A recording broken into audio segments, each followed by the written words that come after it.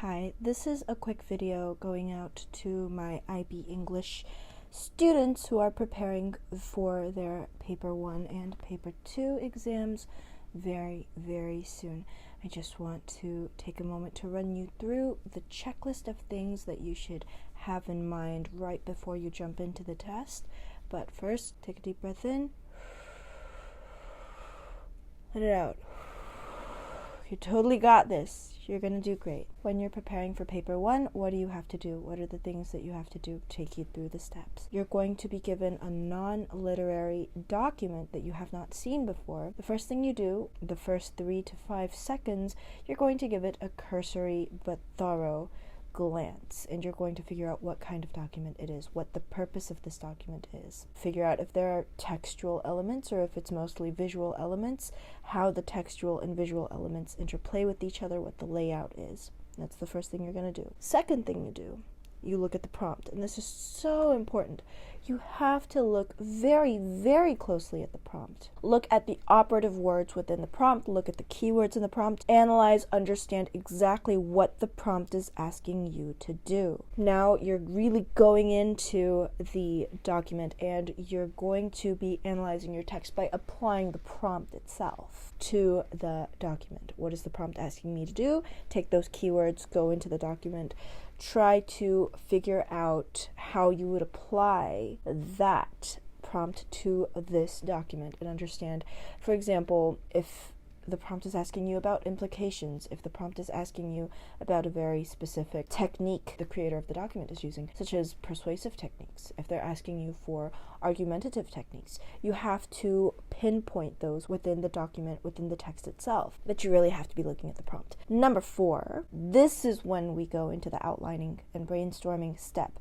Outlining and brainstorming, when you're kind of chased for time, they can happen at the same time, right?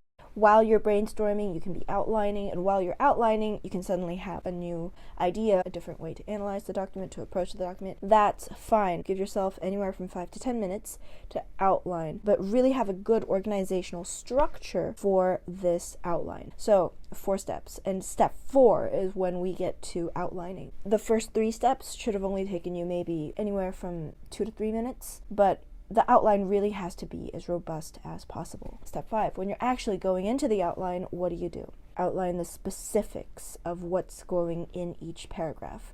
So you're going to have an introductory paragraph, and then you're going to have at least 2 or 3 body paragraphs. You should also definitely have a conclusion. The conclusion and the introduction are going to be mirror images of each other. In the introduction, what should you have? You should have a topic sentence or a thesis statement. This thesis statement should directly address and answer the prompt in such a way as to paraphrase it while giving your take on the answer to this question. So again, introduction always needs to have a topic sentence. Body paragraph 1 should be the first point that you are making, and it should already have been mentioned in the introduction. Body paragraph 2 is going to be your second main point, and it should also have been mentioned in the introduction. A rule of thumb to have some kind of template ready, and in this template you're going to have the introduction mention the topic sentences of the body paragraphs to follow within the body of the paragraph that constitutes the introduction itself. Finally, of course, in the conclusion, you should not have any new ideas being introduced into the conclusion. The conclusion should be a wrap up of all of the things that have been previously mentioned. Also keep in mind that it's best to keep the lengths of your paragraphs as uniform as possible. Ideally, you will have anywhere from 3 to 5, maybe even 7 sentences to a paragraph, but you shouldn't really go too much over that. Your conclusion should consist of at least 3 sentences. In a lot of cases, I see students run out of time before they actually are able to finish the conclusion or even reach the conclusion. That's not ideal, right? You should always have a conclusion of some sort. You ideally should have a template of your own ready and prepared. If you don't, that's okay, but if you have some time, it's good to write out some sort of basic schematic, basic structure for you to be able to fill out with whatever pertains specifically to the text at hand. For example, let's say that you're given some kind of magazine article. You want to analyze both the visual and textual elements of it. You're going to start with in this magazine article, right? In this magazine article.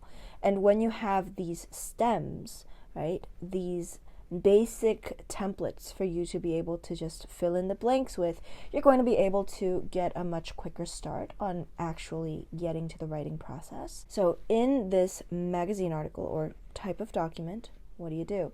In this magazine article type of document, comma, author, right? So sometimes the author is not specified. If the author is not specified, for example, if you don't have a name like Marvin, you can mention the name of the publication. Usually the author is specified. In the off case that it's not specified, you can say the creator of the document or the designer or the illustrator, right? In the case of visual elements. So you're going to be able to allude to whoever was responsible for this text in that specific way. You're going to have this method of referring to the document and the author in one sentence. In this magazine article, the author utilizes visual and textual elements or techniques such as, and then this is where you start. Go into your learning, everything that you have learned in the past few years, compositional layout of dynamic colors, or juxtaposition of contrasting elements, or dynamic contrast between warm and cold colors. The list goes on. You can also obviously go into the rhetorical strategies or literary devices, figures of speech, if the author is using allusion, if the author is alluding to very specific events that contemporary readers in his intended or her intended audience might find familiar. If the author is making allusions to nostalgic events in an effort to sell a product that appeals to that kind of thing. If the author is using any techniques that are more obvious, such as alliteration, which is the repetition of consonants at the beginning of words, right? Or assonance, which is the repetition of vowels within a consecutive series of words, or metaphor, onomatopoeia, simile, that kind of thing. And always remember, no matter how complex the idea, it can be broken up into its constituent parts in as simple a way as possible, and it should be. So your sentence should be very clear, containing a solid, singular idea. Your paragraph should be cohesive and contain one central idea within the topic sentence. Every other sentence should align with that topic sentence organizationally. You don't have to make your sentences convoluted if you don't feel confident about it.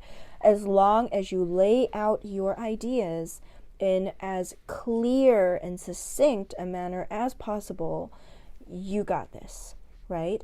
And always make sure that your grammar is on point, right? Always make sure that you have enough time to read back what you have written and check for verb agreement. Check for pronoun referent agreement.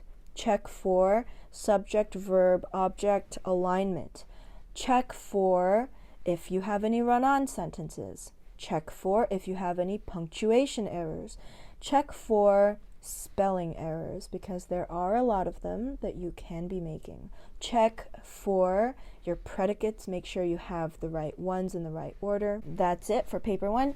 You are going to do great. You're going to knock it out of the park. You've been preparing for this for years, really. So that's paper one done and dusted. But what about paper two, right? So paper two both intimidates and reassures a lot of you, because these are two texts that you have really been learning about in class, that you've really learned the ins and outs of, that you've been discussing in class, maybe that your teacher's already sort of taken you through, and now you're just comparing them based on a topic that the prompt is going to throw at you.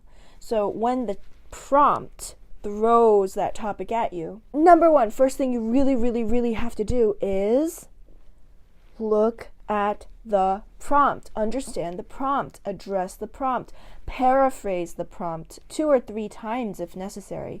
How do we paraphrase? Remember the 3-step method? First, you switch around the synonyms. Secondly, what do? You change the affixes and you switch around the parts of speech. Thirdly, what do? You switch around the sentence structure and move around the order of the clauses and so on. So you just apply that to the prompt several times until you fully understood it and you absolutely know exactly what this prompt is asking you to do. And then you apply that prompt to your prior knowledge of these 2 literary works. Of course, you have your annotated versions of these texts in your mind, more or less. You have these quotes committed to memory that you're going to use. You know each character, you know the central themes of each literary work, and you're going to amalgamate them. You're going to synthesize them in such a way as to answer the prompt. And you're going to go into organizing your ideas succinctly in sentences that are grammatically correct, using orthography that is correct, checking your spelling and your grammar as you go along. Also make sure that you don't misspell your characters' names or your authors' names. We're going to take you through this a little bit more step by step. First thing you do, you take a very close look at the prompt. Secondly, you use the keywords, switch them around into synonyms, change parts of speech and sentence structure, clauses, and so on. Rephrase, paraphrase the prompt itself until you've totally got it. Thirdly, you start writing your topic sentence. And once you got your topic sentence down, the rest of the essay should follow if you have practiced enough. A note about the topic sentence though, right? The topic sentence obviously should go into the introduction, and ideally you should have some kind of template for your topic sentence as well. For example, if a prompt is asking you how 2 authors of literary works that you have studied depict a struggle between genders, or how 2 authors that you have studied describe the struggles of certain characters in an unjust society, then you're going to have a list of characters in mind at the ready. If you don't, you definitely should. You're going to have that databank in your mind of characters, themes, quotes. Characters, themes, quotes. You should have them in like a grid-like pattern in your head. And so all you need to do is really fill in the blanks, right? So from the sample past paper prompts that I just mentioned, you can extrapolate key terms, key elements, apply them back into the very specific wording of the prompt itself. For example, when you have themes like gender or oppression, these are societal issues, right? Broader societal issues. When the question funnels it into a specific question, you can broaden it out again while including the actual very specificity of the prompt itself within how you have chosen to understand or paraphrase or reword that very specific topic or theme, right? So, for example, again, with the oppression and gender theme, societal issues, broader societal issues of inequality, you can bring that into play. So, for example, if your literary works are works such as A Doll's House by Henry Ibsen and A Garden Party by Catherine Mansfield, you're going to have these issues of class and gender intersecting in each of these literary works. And when you are given a prompt of that nature, you're going to start your introduction by mentioning or making a nod to the prompt itself. For example, it can be helpful to start out with a generalizing hook. It's understandable if you are chased for time and are not able to, but something like at the turn of the 19th and 20th centuries, the struggle for gender equality was a central theme in many literary works, and Henrik Ibsen's A Doll's House and Catherine Mansfield, A Garden Party are no exceptions. And then you can go on to say, in his play, again, characterizing the type of text, Doll's House, Henrik Ibsen utilizes literary techniques such as dialogue and character development to portray how Nora, the protagonist, suffers under the oppressive societal norms of her time. And then, remember, independent clauses can be connected semicolon. Catherine Mansfield, on the other hand, utilizes literary techniques such as irony and symbolism to give a more holistic picture of what life was like in a domestic upper-class household at that time period. And again, your given prompt may be more or less specific. It may be something that you haven't really prepared for, and that's okay, because you can always connect something that you have prepared to something that is relatively new. And that's what they're testing for, this ability to think and improvise at the spur of the moment and to apply what you have learned to what you have just been given, and vice versa. So with that combination of spontaneity and preparation, I'm sure you guys are going to do great. Best of luck. No stress. Remember to breathe in, breathe out, breathe in, breathe out. You totally got this. You can do it. All right, let me know how it went. Bye.